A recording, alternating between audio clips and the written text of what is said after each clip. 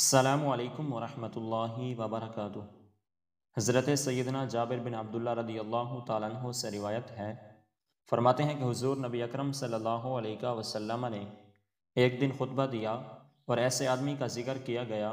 جو فوت ہوا اور اسے معمولی سا کفن دے کر رات کو ہی دفن کر دیا گیا۔ پھر آپ صلی اللہ علیہ وسلم نے نماز پڑھے بغیر رات کو دفن کرنے سے منع کر دیا مگر یہ کہ بندہ مجبور ہو جائے۔ پھر آپ صلی اللہ علیہ وسلم نے فرمایا، جب تم میں سے کوئی اپنے بھائی کو کفن دے تو وہ اچھا کفن دیا کرے۔ حضرت سیدنا جابر بن عبداللہ رضی اللہ تعالیٰ عنہ سے یہ بھی روایت ہے کہ رسول اللہ صلی اللہ علیہ وسلم نے فرمایا، جس آدمی میں استطاعت ہو تو وہ میت کو یمن کے دھاری دار کپڑے میں کفن دے۔ حضرت سیدنا عبداللہ بن عباس رضی اللہ تعالیٰ عنہ سے روایت ہے، فرماتے ہیں کہ حضور نبی اکرم صلی اللہ علیہ وسلم نے فرمایا،